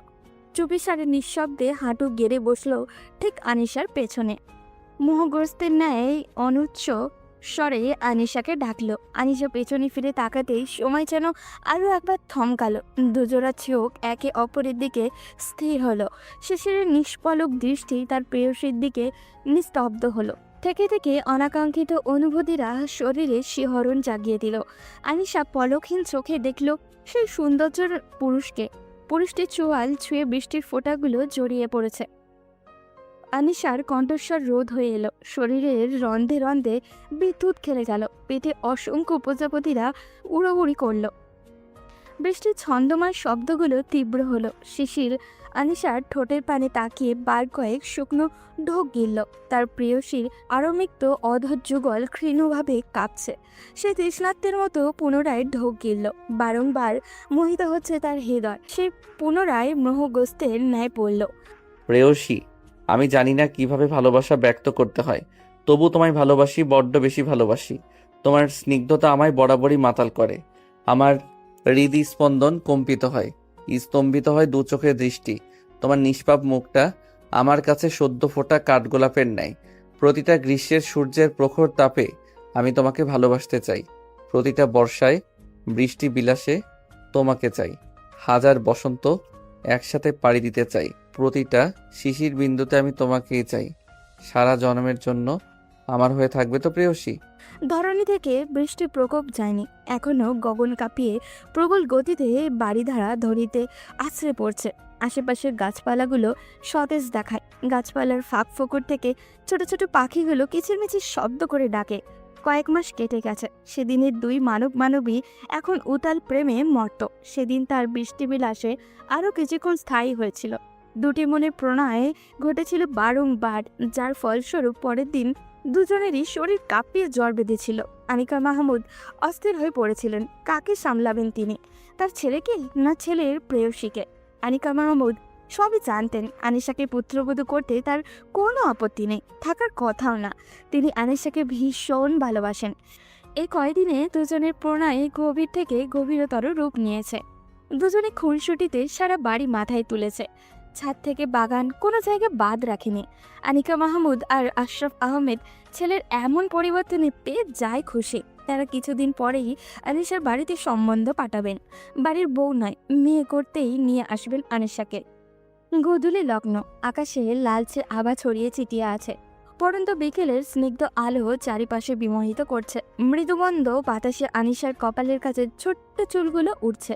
তারা দুজনে একসাথে বসে আছে। শিশিরের পাশে বসা অপরূপ সুন্দরী নারীটা তার অন্তঃস্থলে থাকা হৃদস্পন্দন, তার একমাত্র ঠিকানা। দুজনে বসে আছে পূর্ব দিকের ছোট্ট পদ্মপুকুরের পাশে। পাঁচজোড়া পদ্মপুকুরে ডোবানো। আনিশার মসৃণ খোলা চুল শিশির একটা কাঠগোলাপ গেঁথে দিয়েছে। খুব যত্নে উঠতে থাকে চুলগুলো কানের কাছে গুজে দিয়েছে। আনিশার গাল আবছে লাল বর্ণ ধারণ করেছে। কি ভীষণ মায়াবী লাগছে তার প্রেয়সীকে, আর তার অধর যুগল ছড়িয়ে আছে অনবদ্য মিষ্টি হাসি। দুজনের দৃষ্টি একে অপরের দিকে স্থির হলো। শিশিরের হৃদয় শিউরে উঠল সে চাহনিতে। শিশির বিমুগ্ধ হলো, হৃদয় ক্ষতবিক্ষত হলো। প্রেয়সীর চোখ যেন নয়, কোনো এক অতর সিন্ধু। তার মুখবয়রে অসামান্য মুগ্ধতা বিরাজ করছে পাশে বসা রমণীর জন্য। দুজনের হৃস্পন্দন অস্বাভাবিক গতিতে বেড়ে গেল। অনাকাঙ্ক্ষিত অনুভূতিগুলো মাথাচাড়া দিয়ে উঠল, কিন্তু সেসব নিষিদ্ধ অনুভূতিতে বিবেক সায় দিল না। এখনও যে তাদের সম্পর্কের পূর্ণতা পাওয়া বাকি, বৈধতা পাওয়া বাকি। নিস্তব্ধ নিকষ কালো অন্ধকার। আশেপাশে কোথাও কোনো কোলাহল নেই, সব নির্জন। তীব্র শীতল হাওয়া বইছে, মাথার উপরে এক টুকরো চাঁদ জ্বলজ্বল করছে। রাতে খাওয়া দাওয়া শেষে শিশিরের বাবা মা ঘুমিয়ে পড়লেও বাকি সবাই জেগে আছে। সন্ধ্যায় রনি আর রিয়া এসেছে। তারা চারজন মিলে আজ রাত্রে বিলাস করবে। সবাই একসঙ্গে নিশাচর পাখি হবে, কেউ ঘুমাবে না। তারা ছাদে মাদুর বিছিয়ে দিল। নিস্তব্ধ শীতল পরিবেশ। সবাই একে একে গোল হয়ে বসেছে। নানান গল্প গুজবও চলছে। সব ছাড়িয়ে শিশিরের দৃষ্টি আনিশার দিকে। রূপালী চাঁদের আলোয় তার প্রেয়সীর মুখবয়বে সৌন্দর্যরা উপচে পড়ছে। শিশির ফ্যাল ফ্যাল করে তাকিয়ে থাকায় আনিশা লজ্জা পেল। রনি বিষয়টি লক্ষ্য করে কোণে দিয়ে শিশিরের পেটে গুঁতো মারতেই সে সম্বিত ফিরে পেল। মুহূর্তেই সবার মাঝে পিনপতন নীরবতা বিরাজ করলো। সবাই এমন ভাব ধরল যেন তারা কিছুই দেখেনি। শিশির কিছু বুঝতে না পেরে সবার দিকে জিজ্ঞাসা দৃষ্টিতে তাকিয়ে আছে। শিশিরের কাণ্ড দেখে সবাই মুখ টিপে টিপে হাসি আটকানোর চেষ্টা করছে, কিন্তু রাজ্যের নীরবতা ভেদ করে রনি হো হো করে হাসতে শুরু করলো। শিশির লাঠি নিয়ে তার পিছনে ছুটলো। এতে যেন সবার হাসির মাত্রা আরও বেড়ে গেল। শিশির ভাই আমার, তুমিও এখন আর সিঙ্গেল নও। বলে পুনরায় হাসতে শুরু করলো রনি। শিশির অবশেষে তার কাছে হার মারল। মন্ত্রমুগ্ধের ন্যায় আনিশার দিকে তাকিয়ে স্বীকার করলো। হ্যাঁ, আমি তাকে ভালোবাসি। এই প্রকৃতি সাক্ষী আমি তাকে ভালোবাসি।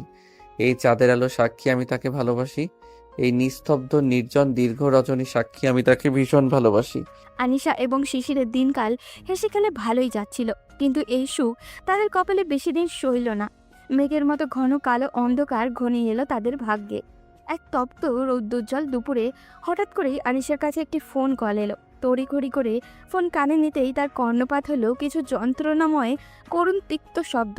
তার হৃদয়ের অন্তঃস্তরে ভয়াবহ রক্তক্ষরণ হলো। ভার্সিটি থেকে এক ছুটে বাড়িতে চলে আসলো। বুকখানা ধরফর করছে, হাঁপিয়ে উঠেছে কায়া। মনে অসহ্যকর ব্যথা, হৃদস্পন্দন খামচে ধরার মতো ব্যথা। হুড় মুড়িয়ে ঘরে প্রবেশ করলো সে। দ্রুত কিছু জামা কাপড় নিয়ে ব্যাগে ভরে নিল। পরনের খামার্ত পোশাকও নিয়ে যেভাবে ছুটে এসেছিল ঠিক সেভাবেই চলে গেল। বাড়ির কাউকে বলে যাওয়ার কথা মস্তিষ্ক থেকে বেমার লোম বেরিয়ে গেল। আনিকা মাহমুদ এবং আশরাফ আহমেদ ড্রয়িং রুমে বসেছিলেন। আনিশাকে এভাবে ছুটে আসতে দেখে আরও বেরিয়ে যেতে দেখে কেউ কিছু বুঝে উঠতে পারলেন না। কিছু জিজ্ঞাসা করার আগেই জ্বরের বেগে ছুটে বেরিয়ে গেল আনিশা। তারা দুজনেই চিন্তিত বোধ করলো। কি হয়েছে তা জানার জন্য আনিকা মাহমুদ আনিশার নাম্বারে কল করলেন, কিন্তু আনিশার ফোনটা বন্ধ শোনায় চিন্তায় কপাল একাধিক দিকবার ভাঁজ পড়ল তাদের। শিশির অফিসে গুরুত্বপূর্ণ মিটিং শেষ করে মাত্রই বেরিয়েছে। তখনই শিশিরের ফোনে আশরাফ আহমেদের কল এলো। তিনি একটু আগে ঘটে যাওয়া ঘটনার আদ্যপান্ত শিশিরকে জানালেন। শিশিরের মুখের অভিব্যক্তি পাল্টে গেল। শিশির চিন্তিত হয়ে আনিশার ফোন কল করলো, কিন্তু সেও আশাহত হলো। ফোনটা বন্ধ। চিন্তায় কপালের রগগুলো ফুলে উঠল তার। সে ভেবে বলল না আনিশা কোথায় যাবে, আর এভাবে কাউকে কিছু না বলে সে বাইক নিয়ে দ্রুত বাড়ি পৌঁছালো। এর মধ্যে কয়েকবার কল করলো আনিশার ফোনে, কিন্তু ফলাফল শূন্য। চারিদিক থেকে চিন্তায় তাকে ঘিরে ধরল। কেমন শূন্যতা অনুভব হলো, হৃদস্পন্দন হারিয়ে ফেলার মতো শূন্যতা। সে বিকেলে অবধি অপেক্ষা করবে। এরপরেও যদি ফোন বন্ধ থাকে বা আনিশা ফিরে না আসে, তাহলে সে যথাযথ পদক্ষেপ নেবে। এদিকে আকাশে সন্ধ্যা ঘনিয়ে এসেছে। আচ্ছা অন্ধকার দেখা যাচ্ছে। আকাশের লালচে আভা বিলীন হয়ে যাচ্ছে। মৃদুমন্দ হাওয়া বইছে, কিন্তু এই হাওয়া আনিশার কাছে বিষাক্ত মনে হলো। তিক্ত অনুভব মনে হলো। দুপুরে তার মামা বাড়ি থেকে কল এসেছে। তার নানু মৃত্যুর সঙ্গে পাঞ্জা লড়ছেন। ভীষণ অসুস্থ তিনি, যে কোনো সময় আয়ু ফুরিয়ে যেতে পারে। এমনটাই তাকে জানানো হয়েছে ফোনের অপর প্রান্ত থেকে। আনিশার পুরো পৃথিবী দুলে উঠেছিল, মস্তিষ্কে শূন্য অনুভব হয়েছিল। সে প্রায় পৌঁছেই গেছে গ্রামে, তার মামা বাড়িতে। আখি যুগল থেকে ঝরে পড়া অশ্রুগুলো মুছে নিল সে। সে গাড়ি চালককে তার প্রাপ্য ভাড়া দিয়ে নেমে পড়ল। আর কিছু দূর হাঁটলেই তার মামা বাড়ি। ক্লান্তিতে পা দুটো আর চলছে না, তবুও সে প্রাণপণে দ্রুত চলার চেষ্টা করলো। নানুকে দেখার জন্য তার প্রাণ মরিয়া হয়ে উঠল। সে পৌঁছে গেছে। সে তড়িঘড়ি করে বাড়ির গেটটা খুলল, কিন্তু ভেতরের দৃশ্য সে হতবাক হয়ে গেল। সে বিস্ময়ে কিংকর্তব্য বিমূঢ় হয়ে গেল। বাড়ির ভিতরে সম্পূর্ণ বিপরীত দৃশ্য দেখা গেল, যা আনিশাকে হতবুদ্ধি করে দিল। সন্ধ্যায় রক্তিম কৃষ্ণচূড়ার মতো আকাশে অন্ধকার ঘনিয়ে আসে, গাঢ় অন্ধকার, যেমন অন্ধকার ঘনিয়ে এসেছে আনিশার মনে। মামাবাড়ির গেট খুলতেই তার চোখে মুখে বিস্ময় ছড়িয়ে পড়ে। এ কেমন উৎসব মুখর পরিবেশ! নানুর শারীরিক অবস্থার কথা যদি সত্যি হতো, তাহলে এমন পরিবেশ তো কাম্য ছিল না। আনিশা দ্বিধাদ্বন্দ্বে ভুগল, সে কি ভিতরে যাবে?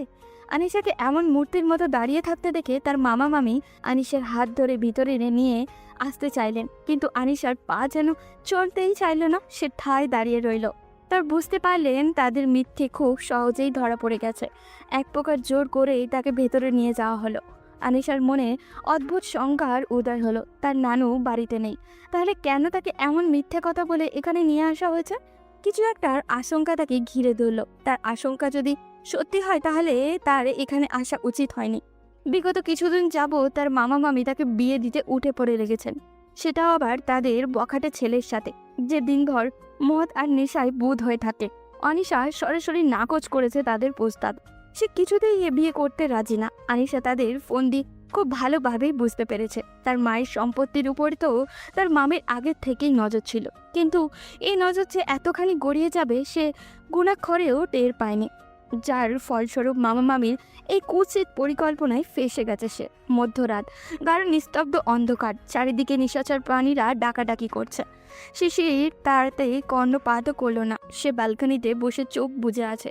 আনিশার ফোন বন্ধ না হলেও কেউ ফোন তুলছে না। তার ফোন ট্র্যাক করে জানা গেছে আনিশা তার মামা বাড়ি গেছে। আনিশা তাকে তার মামা মামির ব্যাপারে সব বলেছে, কিভাবে তার মামি প্রতিনিয়ত তিক্ত কথায় তার মন বিষিয়ে তোলে। কিন্তু তার মনে বিভিন্ন প্রশ্ন ঘুরপাক খেল। কি এমন ঘটেছে সেখানে যে আনিশা এভাবে হন্তদন্ত হয়ে ছুটে গেল? কেন সে কাউকে কিছু বলে গেল না? তার ফোন বন্ধ না থাকা সত্ত্বেও কেউ কেন ফোন তুলছে না? ওর কিছু হয়নি তো? শিশিরের মাথা যন্ত্রণা শুরু করলো। যন্ত্রণার মাথায় চুল খামচে ধরল ও। শিশির পুরোপুরি না হলেও খানিকটা নিশ্চিত হয়েছিল আনিশা তার মামা বাড়িতেই আছে জেনে, কিন্তু মস্তিষ্কে ঘুরপাক খেতে থাকা প্রশ্নগুলো তাকে নিশ্চিত থাকতে দিল না। রাজ্যের চিন্তা ভর করলো মাথায়। সে না বলে কারোর বাড়ি হুট করে চলে যেতে পারে না। আর যদি আনিশার গ্রামের কেউ জানতে পারে একটা ছেলে তাকে খুঁজতে এসেছে, তাহলে তো কেলেঙ্কারি হয়ে যাবে। গ্রামের মানুষজন তিলকে তাল বানাতে খুব ভালো করেই জানে। কিন্তু শিশির এ ব্যাপারে কিছু ভাবলো না। যে যাই ইচ্ছে মনে করুক, তাতে তার কিচ্ছু যায় আসে না। সে কারোর পরোয়া করে না। যে করেই হোক সে আনিশার কাছে যাবে। এই নিস্তব্ধ নির্জন রজনীকে আনিশার সুবিশাল মনে হলো, যেন শেষ হচ্ছে না রাত্রি, কাটছে না প্রহর। সন্ধ্যায় যখন সে ঘরে প্রবেশ করে, তখন সে তার মামা মামির কাছে এমন মিথ্যের কারণ জানতে চায়। কিন্তু তার মামা মামি ঘুরিয়ে ফিরিয়ে একই কথা বলেন, তাদের ছেলেকে আনিশার বিয়ে করতে হবে। আনিশার হৃদয় মুষড়ে উঠল। সে এটা কিছুতেই পারবে না। সে কিভাবে পারবে শিশিরকে ছাড়া থাকতে? কিভাবেই বা এমন মানুষের ঘর করবে সে? সে শিশিরের কথা মামা মামিকে জানায়, তার ভালোবাসার কথা জানায়, কিন্তু তাতে কোনো লাভ হলো না। বরং আনিশা শিশিরকে ফোন করতে নিলে জোরাজুরি করে তার ফোনও কেড়ে নেওয়া হয়। পাশেই নেশায় বুদে তুর্যের বিচ্ছিরি হাসি শোনা যায়। আনিশাকে টেহলে রুমে পাঠিয়ে তালাবদ্ধ করা হয়। কাছের বন্দি পাখির মতো ছটফট করে সে। বারংবার দরজায় কড়া নাড়ে। অপর প্রান্ত থেকে দরজা খোলা হয় না, কোনো আওয়াজই শোনা যায় না। আনিশার ভয় হয়, ভালোবাসা হারিয়ে ফেলার ভয়, শিশিরকে হারিয়ে ফেলার ভয়। সে দরজার সাথে হেলান দিয়ে বসে পড়ে। আখি যুগল হতে অযোধ্য ধারায় অশ্রু ঝরে। সে চিৎকার করে কাঁদে। পৃথিবী শূন্য মনে হয়। মামির এই কুৎসিত ষড়যন্ত্রে মামাও যে যোগ দেবে সে ভাবতেও পারেনি। লোভ, সবই লোভ। লোভ মানুষকে অন্ধ করে দেয়। কিভাবে সে থাকবে শিশিরকে ছাড়া? এই মাতালের ঘর কিভাবে করবে? শিশির কি আসবে না তাকে নিতে? শিশির কি খুঁজবে না তাকে? সে কি করবে? কিভাবে মুক্ত হবে এই নরক যন্ত্রণা থেকে? সে অশ্রুসিক্ত নয়নে ভাবে, কোনো উপায় খুঁজে পায় না। কিন্তু হঠাৎই তার চোখ যায় ঘূর্ণীয়মান ফ্যানের দিকে। কুচিন্তা এসে ভর করে মনের কোণে। মানুষ যখন একাধিক ব্যথার জর্জরিত হয় তখন মনের কোণে কুচিন্তারা এসে হানা দেয়। মস্তিষ্ক কার্যক্ষমতা হারায়, নিজেকে বদ্ধ পাগল মনে হয়। আনিশার মনে আত্মহত্যার চিন্তা আঁকিবুকি করে, মনে হয় এটাই একমাত্র পথ। কিন্তু তাই কি? আনিশা থেমে যায়। এ কি ভাবছে সে? এ যে ভীষণ পাপ। পরেক্ষণেই আনিশা ভাবে, সে মারা গেলে শিশিরের কি হবে? শিশির কি তাকে ভুলে যাবে? আনিশা চিৎকার করে কাঁদে। এই মরণ যন্ত্রণা থেকে মুক্তি মিলবে কি কখনো? রৌদ্রোজ্জ্বল নীলছে আকাশ, সুন্দর ঝলমলে সকাল। কিন্তু এই সকাল শিশিরের নিকট মোটেও সুন্দর ঠেকল না। সে সকাল সকালে রেডি হয়ে নিল। সে একাই যাবে গ্রামে, আনিশাকে তার কাছে নিয়ে আসবে। আনিশা ব্যতীত একদিনও তার কাছে এক আলোকবর্ষ মনে হয়। আনিশার শূন্যতা মনে ভীষণ পীড়া দেয়। বুকটা মরুভূমির মতো খা খা করে ওঠে। সে বাবা মায়ের থেকে অনুমতি নিয়ে বেরিয়ে পড়ে। গন্তব্যে পৌঁছাতে 4-5 ঘন্টা সময় লেগে যেতে পারে। সে বাইকে চড়ে রওনা দেয় আনিশার মামাবাড়ির উদ্দেশ্যে। বন্দি পাখি লোহার খাঁচায় যেমন মাঝে মধ্যে খোলা হয়, তেমনি আনিশার কক্ষের দরজাও খোলা হয়েছে। সে বিছানায় উপর হয়ে শুয়ে আছে, যেন মৃত লাশ। দীর্ঘ লম্বা চুলগুলো উস্কো খুস্কো হয়ে মেঝেতে লুটিয়ে আছে। তার মামি খাবার নিয়ে এসেছেন। তিনি কর্কশ রুক্ষ স্বরে আনিশাকে ডাকেন। এত ঢং না করে তাড়াতাড়ি উঠে যা, খাবার খেয়ে আমাকে উদ্ধার কর, যত সব আদিক্ষেতা। বলেই খাবারের থালাটা শব্দে টেবিলের উপরে রাখেন। আনিশা নিষ্পাপ দৃষ্টিতে দেখে। মুহূর্তে তার মাথায় দাবানল জ্বলে ওঠে। সে রাগে ভাতের থালা মাটিতে ছুঁড়ে ফেলে। আনিশার মামি ক্রোধের আধিক্যে তার গাল চেপে ধরেন। পরপর সজোরে 3টে থাপ্পড় মারেন তার গালে। কপোলদ্বয়ে আঙুলের ছাপ স্পষ্ট হয়। আনিশার চোখ জোড়া ছলছল করে সে মাটিতে বসে পড়ে। তাকে পুনরায় সেই অন্ধকার ঘরে তালাবদ্ধ করা হয়। আনিশা পাথুরে মূর্তির ন্যায় বসে থাকে। চোখ থেকে অশ্রু বেয়ে মাটিতে পড়ে। সে ভাবে শিশির কিভাবে তাকে ছাড়া আছে। সে কি তাকে খুঁজবে না? রৌদ্রের তেজ কমে এসেছে। গোধূলি লগ্নের লালচে আভা আকাশ জুড়ে ছড়িয়ে ছিটিয়ে আছে, যেন কোনো শিল্পীর দক্ষ হাতে করা কারুকাজ। শিশির তার গন্তব্যস্থলে পৌঁছে গেছে। সে আনিশার মামাবাড়ির রাস্তা চেনে না। সে পথযাত্রীদের জিজ্ঞাসা করে। একসময় সে ঠিকানাও পেয়ে যায়। সে দ্রুত পায়ে হাঁটে। পথটাকে তার সুদীর্ঘ মনে হয়। পথটা যেন শেষই হচ্ছে না। সে মনে অস্থিরতা অনুভব করে, মনে সংশয় জাগে। সঠিক পথে এগোচ্ছে তো সে পথিকের বলা ঠিকানা অনুযায়ী একটা বাড়ির সামনে পৌঁছায়। সে গেট খুলে ভিতরে প্রবেশ করে। তুর্য নিজেদের বাড়ির অচেনা কাউকে আসতে দিকে শিশিরের পথ আটকে দাঁড়ায়। তুর্য তাকে তার পরিচয় জিজ্ঞাসা করে। সে উত্তর দেয় এবং জিজ্ঞাসা করে এটাই আনিশার মামার বাড়ি কিনা। শিশিরের নাম এবং কথাবার্তা শুনে সে কিছু আন্দাজ করে। সে তার বাবা মাকে ডাকে। আনিশার মামা মামি ঘর থেকে বেরিয়ে আসেন। শিশির তাদেরকে আনিশার কথা জিজ্ঞাসা করলে আনিশার এখানে আসার কথা তারা পুরোপুরি অস্বীকার করেন। শিশিরের সন্দেহ হয়। সে তাদের সঙ্গে তর্কে জড়িয়ে যায়, কারণ সে জানে আনিশা এখানেই আছে। বাইরে চেঁচামেচি শুনে আনিশার দরজায় কান পাতে। তার কর্ণকুহরে প্রবেশ করে প্রাণপ্রিয় পুরুষের সেই চিরচেনা কণ্ঠের স্বর। আনিশা বুঝতে পারে শিশির এখানে এসেছে।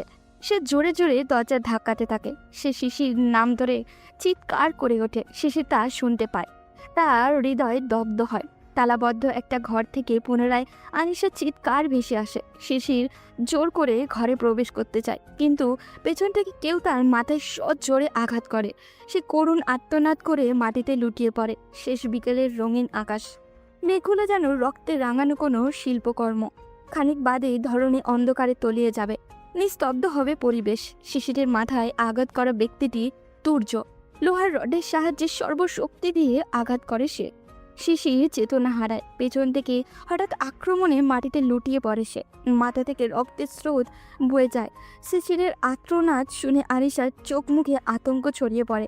সে উন্মাদের মতো দরজা ধাক্কায়, গলা ফাটিয়ে চিৎকার করে। কেউ শোনে না তার কথা, কেউ খুলেও দেয় না দরজা। আনিশার নিজেকে কেমন জানি পাগল পাগল মনে হয়। সে তড়িঘড়ি করে কোনো মতে জানলার কপট খুলে দেয়। বাহিরের দৃশ্যে তার রক্ত হিম হয়ে আসে। শিশিরের রক্তাক্ত নিথর দেহটা খুঁটির সঙ্গে বেঁধে ফেলা হয়। মাথার চুল চুইয়ে চুইয়ে রক্ত ঝরে। মুখখানা ভয়াবহ ফ্যাকাশে দেখায়। 2 হাতের পিছন নিয়ে বাঁধা হয়। আনিশার গলা দিয়ে আওয়াজ বের হয় না। সে নিস্তব্ধ চোখে দেখে। সহসা তার চোখ যায় 6 জন লোকের দিকে। তাদের মুখশ্রী ভয়াবহ হিংস্র। তারা লাঠি হাতে শিশিরের নিকট এগিয়ে আসে। আনিশার ভয় হয়, প্রিয় মানুষটা হারিয়ে ফেলার ভয়। আনিশার মামা মামি এবং ধৈর্যও এগিয়ে আসে। তার মামা লাঠিওয়ালার লোকগুলোকে নির্দেশ দেন, মেরে মেরে রক্তাক্ত করে দে একে, এমন মারবি যেন প্রেমের ভূত ছুটে যায় মাথা থেকে। কিন্তু সাবধান, মরে টরে গেলে সমস্যা, শুধু খেয়াল রাখবি মরে যেন না যায়। নির্দেশ পাওয়া মাত্র লোকগুলো চেতনাহীন শিশিরকে বেধড়ক মারধর করে।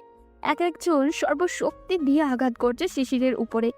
এতগুলো মানুষের হিংস্র আঘাতে রক্তাক্ত হয়ে শিশিরের সমস্ত শরীর। আনিশার দু হাতে মুখ ঢেকে 2 কদম পিছিয়ে যায়। সে দেখতে পারছে না শিশিরকে এই অবস্থায়। সে জানলা ধরে জোরে জোরে ধাক্কায়, গগন কাঁপিয়ে চিৎকার করে। তার চিৎকার বাড়ির আনাচে কানাচে প্রতিধ্বনিত হয়। সে চিৎকার করে কেঁদে ওঠে। মামা মামি তোমাদের পায়ে পড়ি, ওকে ছেড়ে দাও। এভাবে মেরো না ওকে, ও কিচ্ছু করেনি, ওকে ছেড়ে দাও। তোমরা মেরো না, দয়া করো, মেরো না ওকে, আল্লাহর দোহাই লাগে, ওকে ছেড়ে দাও। আনিশার আত্মনাদে কারোর মনও গলে না। বাইরে দাঁড়িয়ে থাকা মানুষগুলোর মনে যেন পাথরের মতো শক্ত। তাদের মনে কোনো দয়া মায়া নেই, মনুষ্যত্বও নেই। আনিশার মনে প্রশ্ন জাগে, এরাও কি মানুষ? এদের মন টন কি ইট পাথরের তৈরি? মানুষ হয়ে কিভাবে আরেকটা মানুষকে মারে এরা? আনিশার হৃদয় মুষড়ে ওঠে, বুকে রক্তক্ষরণ হয়। আনিশা উন্মাদের মতো কাঁদে। চোখ থেকে বোধ হয় এবার অশ্রুর বদলে রক্ত ঝরবে। তবুও সে থামে না, চিৎকার করে কাঁদে। পুনরায় মামা মামির কাছে অনুরোধ করে, প্লিজ মামা, ছেড়ে দাও ওকে, আর মেরো না, মরে যাবে ও, দয়া করে আর মেরো না, ও চলে যাবে, আর কখনো আসবে না। প্লিজ মামা, ছেড়ে দাও ওকে, আমি তোমাদের সব কথা শুনবো মামি, আমি তুর্যকে বিয়ে করতেও রাজি মামি, আর মেরো না তোমরা ওকে। আনিশার কথায় কাজ হয়। মামার নির্দেশে লাঠিওয়ালাদের লাঠি থামে। খুঁটির বাঁধনও খোলা হয়। শিশিরের নিথর দেহটা গাড়িতে তোলা হয়। আনিশার থেকে শিশিরের বাড়ির ঠিকানা জেনে নেওয়া হয়। তারা রাতের আধারে বাড়ির সামনে ফেলে দিয়ে আসবে শিশিরকে। শিশিরের বাড়িটা শহরের নির্জন প্রান্তে হওয়ায় সিসি ক্যামেরার ভয়ও নেই। গাড়িটা রওনা হয় শহরের উদ্দেশ্যে। নিস্তব্ধ গাঢ় অন্ধকার রজনী, নিকষ কালো অন্ধকারে চাঁদের উজ্জ্বলতা বিলীন হয়ে গেছে, হারিয়ে গেছে আলো। অন্ধকার অতলে। এই অন্ধকার তো কেটে যাবে, এ রাতের শেষও হবে, প্রভাত হবে, কিন্তু আনিশার জীবনের অন্ধকার কাটবে তো? অন্ধকার শেষে ভোরের আলো ফুটবে তো? নিকষ কালো অন্ধকার ভেদ করে সূর্যের প্রখর রশ্মি আলোকিত করল ধরণীকে। প্রতিটি অন্ধকার রজনী শেষে ভোরের আলো ফুটবে, এ তো নিয়তি। আনিকা মাহমুদ বরাবরের মতো আজকেও খুব ভোরে ঘুম থেকে উঠেছেন। ভোরবেলায় উঠেই প্রথম কাজই তার বাগানের গাছগুলোতে পানি দেওয়া। তিনি পানির পাত্রে পানি ভরতে ভরতে বিষণ্ণ মনে ভাবলেন, ছেলেটা সেই যে গেল, কই এখনো তো ফোন করলো না, আবার কিছু হয়ে যায়নি তো? মায়ের মন কু গাইতে লাগলো। তিনি ছাদের গাছগুলোতে পানি দিয়ে ধীরে ধীরে নিচে নামলেন। ঘরের সীমানা পেরিয়ে বাগানে চলেও গেলেন। গাছগুলোতে পানি দিতে দিতে হঠাৎ তার চোখে পড়ল রক্তাক্ত শিশিরের নিথর দেহটা। পানির পাত্রটা হাত থেকে ফসকে নিচে পড়ে টুকরো টুকরো হয়ে গেল। তিনি মুখ চেপে ধরে চিৎকার করলেন। সামনেই তাই আদরের সন্তানের নারীছেঁড়া ধন নিথর হয়ে পড়ে আছে। একজন মায়ের পক্ষে কি এ দৃশ্য চোখে দেখা সম্ভব? এ ব্যথা কি সহনীয়? তিনিও সহ্য করতে পারলেন না। তিনি হাও মাও করে কেঁদে উঠলেন। নিস্তব্ধ চোখে দেখলেন, খুব সন্তর্পণে আলগোছে নিথর দেহেও শিশিরের মাথাটা নিজের পক্ষে চেপে ধরলেন। তার মাতৃত্ব হাহাকার করে ওঠে, কান্নায় ডুকরে ওঠে। তার দু চোখে আধার নেমে এলো। তিনি বাঁধ ভাঙা কান্নায় ঢলে পড়লেন, নিদারুণ যন্ত্রণায় বিধ্বস্ত হলেন। স্ত্রীর চিৎকারে ঘুম ছুটে গেল আশরাফ আহমেদের। তিনি হন্তদন্ত পায়ে ছুটে গেলেন বাগানে। স্ত্রীর মতোই নিস্তব্ধ করুণ চোখে দেখলেন সন্তানের দেহখানা। তিনি ধপ করে হাঁটু ভেঙে মাটিতে বসে পড়লেন। পাহাড়ের মতো দৃঢ় মানুষটাও আজ ভেঙে পড়লেন। পাহাড়ের ন্যায় দৃঢ় মানুষটাও যে মন আছে, আজ তিনি পারলেন না শক্ত থাকতে। ঠোঁট ভেঙে বাচ্চাদের মতো কেঁদে উঠলেন। ব্যস্ত হাতে ছুঁড়ে দিলেন রক্তাক্ত দেহটা। সন্তানের হাহাকারে চোখজোড়া আজও আবদ্ধ হলো। বাতা নিষেধ পেরিয়ে ঢল নামলো অশ্রুদের। তিনি দ্রুততার সঙ্গে শিশিরকে ঘরের ভেতরে নিয়ে গেলেন। তাদের পারিবারিক ডাক্তারকে তলব করা হলো। ডাক্তার আস্তে আস্তে আনিকা মাহমুদ অশ্রুজল চোখ ছেলের রক্তাক্ত শরীর যত্ন সহকারে মুছে দিলেন। ডাক্তার শিশিরের অবস্থা দেখে চমকে উঠলেন। কে মারলো ছেলেটাকে এভাবে? তিনি প্রশ্নবিদ্ধ চোখে আশরাফ আহমেদের দিকে তাকালেন। আশরাফ আহমেদ ইশারায় বোঝালেন তিনি এসব সম্পর্কে অবগত নন। ডাক্তার শিশিরকে হাসপাতালে নেওয়ার পরামর্শ দিলে দ্রুত তাকে হাসপাতালে ভর্তি করা হয়। বাইক অ্যাক্সিডেন্টের ক্ষতগুলো যেন পুনরায় জীবন্ত হয়ে গেছে। তাকে প্রাথমিক চিকিৎসা দেওয়া হয়, পায়ে আর মাথায় ব্যান্ডেজও করা হয়। কিছু সময় অতিক্রান্ত হতেই শিশিরের জ্ঞান ফিরে আসে। সে জ্ঞান হারানোর আগ পর্যন্ত তার সাথে যা যা হয়েছে তা খুলে বলে। আশরাফ আহমেদ তার বন্ধু ইমরান, যিনি একজন উচ্চপদস্থ পুলিশ কর্মকর্তা, তাকে ফোন করেন। বন্ধুর জরুরি তলব পেয়ে তিনিও ছুটে আসেন হাসপাতালে। তার সকলে মিলে এক গোপন পরিকল্পনা করেন, কিন্তু তা বাস্তবায়ন হতে আরও 2 দিন সময় প্রয়োজন। তপ্ত রৌদ্রোজ্জ্বল দুপুর, সূর্য তার কিরণ চারিদিকে বিকরিত করতে ব্যস্ত। মনে হয় প্রভাতকরের মন আজ বড্ড ভালো, তাই তো ক্ষণে ক্ষণে তার তেজ দ্বিগুণ হারে বাড়াচ্ছে। সেই দিনের পর আর আনিশাকে অন্ধকার ঘরটাতে তালাবদ্ধ করা হয়নি, কিন্তু তাকে সর্বক্ষণ চোখে চোখে রাখা হয়, যেন সে পালাতে না পারে। আনিশার নানু ফিরে এসেছেন। আনিশাকে এখানে দেখে তিনি বেশ অবাক হয়েছেন। আনিশা তাকে মামা মামির বিকৃত ষড়যন্ত্রের কথা জানিয়েছেন, কিন্তু আনিশার নানুর হাত পা বাঁধা। তিনি কি বা করতে পারবেন এই বৃদ্ধ বয়সে সান্ত্বনা দেওয়া ছাড়া? তিনি আনিশাকে অভয় দিলেন, এ বিয়ে তিনি কখনোই হতে দিবেন না। তিনি আনিশাকে পালাতে সাহায্য করবেন। আপাতত তিনি আনিশাকে ধৈর্য ধরে থাকতে বললেন। আজ দুপুরে খাওয়া দাওয়ার পরই সবাই ভাত ঘুম দিয়েছে, কিন্তু আনিশার মামি বুদ্ধি করেই সদর দরজায় তালা দিয়ে ঘুমোতে গেছেন। বিরক্তিতে আনিশার মুখ তেতো হয়ে গেল। শয়তান হতচ্ছাড়ি মহিলা, কূটনীতিতে ভর্তি মাথা দিয়ে এ মহিলা ঘুমায় কিভাবে? আনিশা মনে মনে আওড়ালো, পা টিপে টিপে মামা মামির ঘরে ঢুকলো। ওই তো টেবিলের উপরেই তো তার ফোনটা। সে চুপিসারে ফোনটা নিয়ে বেরিয়ে গেল। বারান্দায় গিয়ে শিশিরের নাম্বারে কল করলো। 2 বার রিং হয়ে অবশেষে কলটা রিসিভ করলো শিশির। অপর প্রান্ত থেকে সে শিশিরের কণ্ঠস্বর শুনতে পেল। চিরচেনা পুরুষের কণ্ঠস্বর তার মনে আলোড়ন সৃষ্টি করলো। মনে হলো শত বর্ষ পরে সে শিশিরের কণ্ঠস্বর শুনেছে। সে মিনমিনিয়ে কিছুক্ষণ কথা বলে এক দারুণ ফোন দিয়ে আটলো, কিন্তু তখনই কেউ একজন পেছন থেকে তার কাঁধে হাত রাখলো এবং দ্রুত ফোন ছিনিয়ে নিয়ে গেল। গাঢ় অন্ধকার, রাতের আধারে অতল গহ্বরে তলিয়ে গেছে পৃথিবী। চারিদিকে নিস্তব্ধতা, নেই কোনো কোলাহল। সময়টা ঠিক রাতের মধ্যভাগ। বাড়ির পেছন দিক থেকে ভেসে আসছে শুকনো পাতার খচখচানি শব্দধ্বনি, যেন নিঃশব্দে কেউ হেঁটে চলেছে। না, একজন নয়, একাধিক মানুষের পদধ্বনি। তারা ফিসফিসিয়ে কথাও বলছে। আকাশে পূর্ণিমার থালার মতো চাঁদ কিরণ ছড়াচ্ছে। সব কিছু স্পষ্ট দেখা গেলেও দেখা যাচ্ছে না তাদের মুখবয়ব। তাদের মধ্যে হতে একজন নির্দিষ্ট একটা ঘরের জানালায় খুব আলতোভাবে করে নাড়ে। ঘরে থাকা শুভ্র রাঙা শাড়ি পরিহিত মানবীটি তার সংকেত পেয়ে যায়। কেউ একজন তার ঘরের দরজা খুলে দেয়। মানবীটির মাথায় সযত্নে হাত বুলিয়েও দেয়। অশ্রুজল চোখে বিদায় দেয় তাকে। শিশির, রনি আর রিয়া অন্ধকার জঙ্গলে বসে আছে। গ্রামীণ পরিবেশ, আশেপাশে শিয়াল ডাকাডাকিও করছে। তার উপর মশার ভয়াবহ কামড়। রনি বিরক্তি নিয়ে হাত পা চুলকাতে চুলকাতে শিশিরের পানে চাইল। শিশিরের অবস্থা প্রায় একই রকম। রনি বিড়বিড়িয়ে বলল, শালার, একটা প্রেমও করতে পারলাম না এখনো, কিন্তু কি কপাল দেখো আমার। বন্ধুর প্রেমিকা চুরি করার জন্য জঙ্গলে বসে মশার কামড় খেতে যা হচ্ছে। শিশির তার পিঠে ঘুষি মারল। বন্ধুই তো বন্ধুর বিপদে কাজে লাগে, আর তুই কি নেই সামান্য মশার কামড় খেতে পারবি না? এই জন্যে কি তোকে বন্ধু বানিয়েছিলাম আমি? 2 বন্ধুর কথা শুনে এতক্ষণ চুপ থাকা রিয়াও হঠাৎ করেই হেসে উঠল। রাতের নিস্তব্ধতা ভেদ করে রিয়ার হাসি এতটাই অদ্ভুত রে শোনালো যে রনি ভয়ে ও বাবাকেও বলে চিৎকার করে উঠল। তার হৃৎপিণ্ড যেন শরীর ছেড়ে বেরিয়ে আসার উপক্রম হলো। শিশির দ্রুত তার মুখ চেপে ধরল। মুখ বন্ধ কর, এভাবে চেঁচিয়ে জঙ্গল মাথায় তুলবি নাকি? শিশিরের কথায় তার কোনো ভুকরেপ হলো না। সে নিজের মতো করেই বকবক করতে থাকলো। ডাইনি বুড়ি কোথাকার, তোকে এখানে নিয়ে আসাই ভুল হয়েছে। আল্লাহ যে কেন তোর মতো ডাইনিকে আমার বোন বানাই পাঠিয়েছে কে বলেছে তোকে এই রাতের বেলায় ফিসে শ্রেণীদের মতো হেসে উঠতে? এখন যদি তোর হাসি শুনে সত্যি সত্যি ভূত চলে আসে? তার কথা শেষ না হতেই কেউ তার কাঁধে শীতল হাত রাখলো। এবার আর সে মাটিতে বসে থাকলো না। ধর ফরিয়ে মাটি থেকে উঠে ফের ও বাবা গো ভূত বলে ভোঁ দৌড় দিল। তাকে দৌড়াতে দেখে শিশির এবং রিয়া ভয়ে তার পেছনে ছুটল। তার মধ্যে সাদা শাড়ি পরা অবয়বটিকে তাদের দিকে ছুটে আসতে দেখে তাদের ভয় আরও তীব্র হলো। অন্তরাত্মা শুকিয়ে গেল।